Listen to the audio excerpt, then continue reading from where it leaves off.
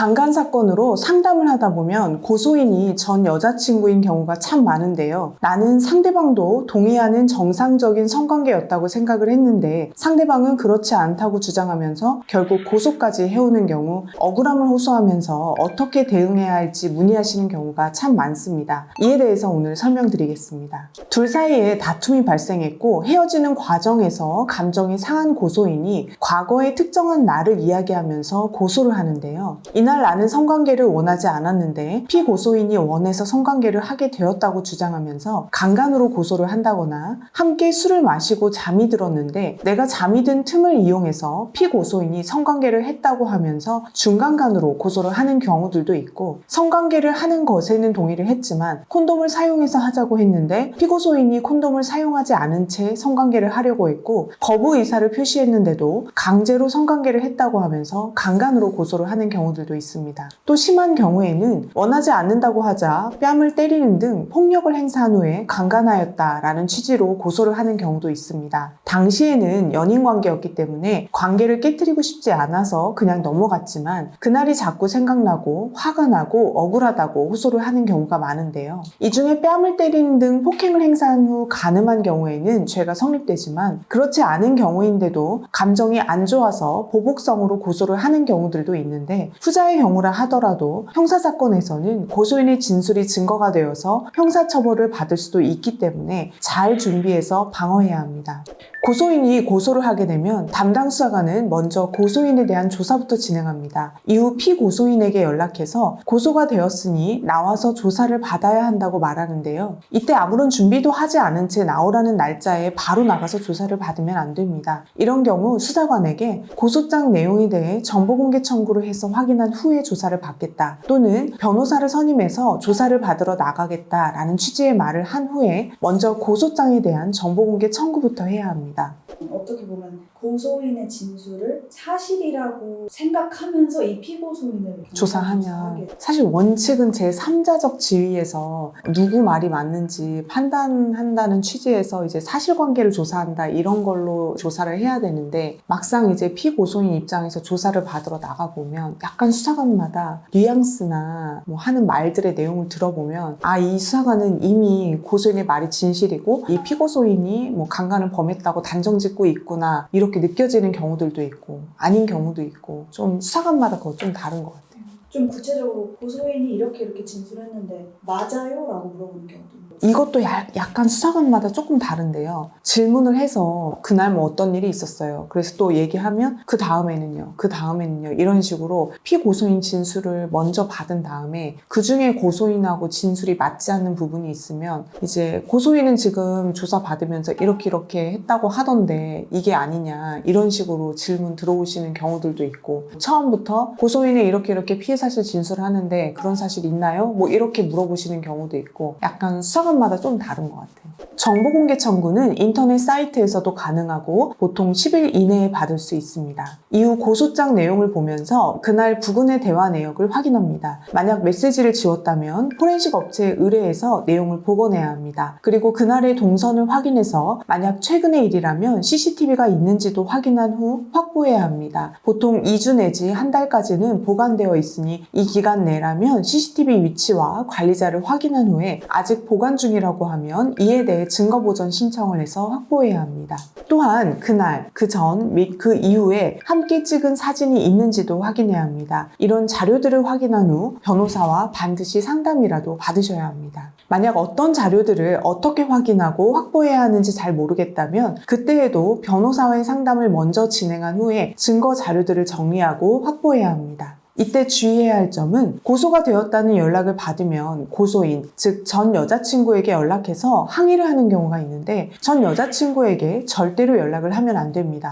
수사관이 피고소인에게 연락을 하면서 고소인에게는 절대 연락하거나 접근하지 말아라, 그럼 불리하게 작용할 것이다 라고 보통 경고를 하는데도 기분이 나쁘니까 이를 무시하고 바로 연락해서 항의하고, 심한 경우에는 협박을 해서 추가로 고소를 당하는 경우들도 있는데요. 절대로 이렇게 해서는 안 됩니다. 합의를 진행할 때에도 직접 연락을 하면 안 됩니다. 성범죄로 피해 신고를 하게 되면 수사기관에서 고소인에게 피해자 국선 변호사를 선정해 주는데, 합의를 합의를 하고자 할 경우에도 고소인에게 바로 연락하면 안 되고 피해자 국선 변호사를 통해 합의를 진행해야 합니다. 그러면 단순히 뭐라고 하는 게 아니라 왜 나를 고소했어? 라는 연락도 안 하는 게 좋은 거예요. 원칙은 사실 이제 우리는 피해자임을 전제로 해서 이제 그렇게 하는 거잖아요. 근데 피해자 입장에서는 가해자한테 연락 받는 것조차도 자기한테 정신적으로 피해가 발생한다라고 이제 호소를 하는 경우가 많기 때문에 연락을 했는데 저 사실 연락해서 뭐 그런 것만 물어봤지 다른 말은 안 했어요 라고 얘기를 해도 이미 피해자가 연락을 받기를 원하지 않는다, 연락하지 말아라 라고 얘기를 했는데도 연락을 했다면 그게 또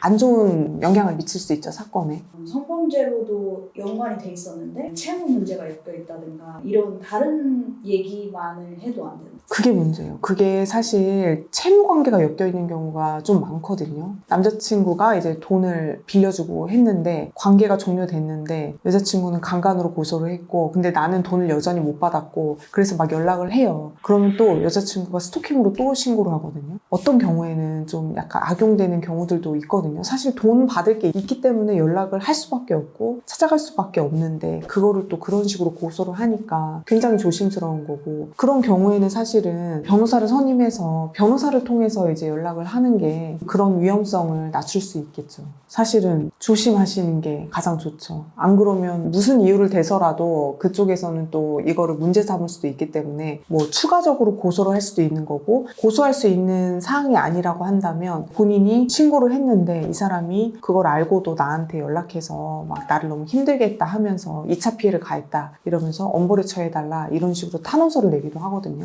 그래서 최대한 연락은 안 하시는 게 좋아요.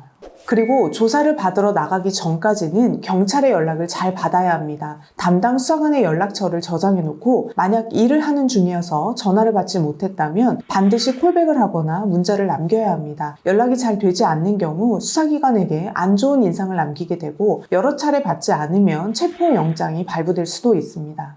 제가 했던 사건 중에는 고소인이 잠든 상태를 이용해서 남자친구였던 피고소인이 중강간을 하고 본인의 나체 사진을 촬영했다고 고소를 한 사건이었는데요. 피고소인은 본인은 그런 적이 없으니 잘 해결될 것이라고 생각하고 홀로 나가서 조사를 받았는데 담당 수사관이 제시한 사진 속에는 고소인이 눈을 감고 있는 사진들만 있었고 본인이 한 설명들이 통하지 않는 것은 물론이고 오히려 수사관은 피고소인을 윽박지르고 괘씸하게 이야기하자 두려운 마음을 안고 저와 상담을 한 사건이 있었습니다. 당시 상황을 들어보니 성관계를 한 후에 함께 사진을 찍은 것인데 사진을 이미 삭제해서 증거로 제출할 수 없다는 것이었습니다. 이에 휴대폰에 대해 포렌식을 하였는데 다행히 사진이 복구되었고 사진의 각도 등을 통해 몰래 촬영한 것이 아니라는 점을 입증하고 또 사진 중에는 고소인이 눈을 뜨고 촬영을 한 사진이 발견돼서 제출함으로써 고소인 또한 당시 깨어 있었고 성관계와 사진 촬영에 동의한 상태였다는 점을 입증해서 무혐의로 종결된 사례가 있었습니다. 그럼 이 정도 그러니까 헷갈려서가 아니라 딱 거짓말을 했다. 무고죄가 될 수 있나요?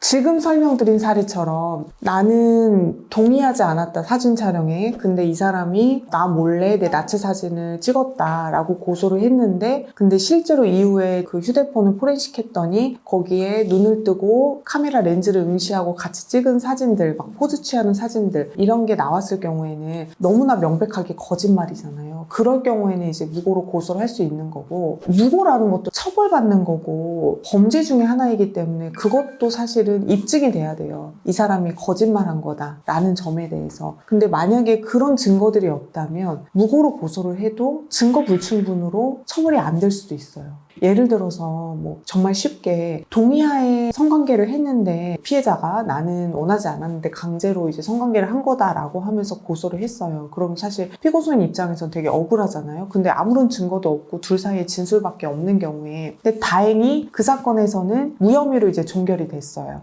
그랬을 경우에 피고소인 입장에서 나 그러면 이 사람 무고로 고소하고 싶다 이렇게 말씀하시는 경우가 많거든요. 당연히 고소는 할 수 있어요. 근데 그것 또한 마찬가지로 증거가 있어야 되는데 명백한 증거가 없는 경우라면 상대방이 무고로 처벌받기는 또 어려운 상황들이 되게 많거든요. 그래서 나를 고소한 사건에서 무혐의가 났으니까 상대방은 무고야 이렇게 바로 연결시켜서 생각할 수는 없는 거고, 그럴 때도 이 무고와 관련돼서 추가적으로 입증할 수 있는 증거들이 있는지 살펴보고 진행을 하셔야 된다. 이런 만약 거짓말 같은 진술을 했다면 거짓말로 진술한 의도와는 상관없이 무고가. 그렇죠. 거짓이라는 인식만 있으면 되는 거예요. 다른 어떤 목적이 있어야 되는 게 아니라. 그러니까 뭐 술 취해서 내가 잘못 진술했어요 라고 해도 사실 제가 말씀드린 사건에서는 그 변명이 통하지가 않겠죠. 명백하게 다른 사진들이 있는데, 그러니까 이게 뭐냐면 눈 감고 촬영된 사진, 눈 뜨고 응시한 사진 다 있는데 눈 감고 찍은 것만 제출하면서 나 몰래 찍었다 이렇게 한 거였거든요. 만약에 우리가 무고로 고소를 했는데 나와서 제가 사실 그 당시에 술에 취한 상태에서 뭐 성관계도 갖고 사진 촬영했기 때문에 명확하게 잘 몰랐어요 라고 얘기를 한다 해도 그거는 너무나 말이 안 되는 게 분명하잖아요. 뜨고 카메라 응시하고 포즈 취하고 이런 사진들이 있으니까 그럼 이건 기억이 나고 이건 기억이 안 난다는 말인가? 이거 말이 안 되잖아요. 그리고 자기가 사진을 보유하고 있었을 텐데 그런 경우에는 또 아무리 술에 취해서 몰랐다, 잘 몰랐다 이렇게 변명을 해도 통하지 않죠. 그럼 그 딱 하나의 증거만으로도 무고가 있는. 너무 분명하니까. 그런데도 거짓말로 안 그렇게 보이는 사진들만 제출하면서 했으니까. 오늘 헤어진 전 여자친구로부터 성범죄로 고소를 당했을 때 어떻게 사건에 대응해야 되는지를 설명드렸는데요. 이와 관련해서 도움이 필요하시면 상담 전화로 문의 주세요.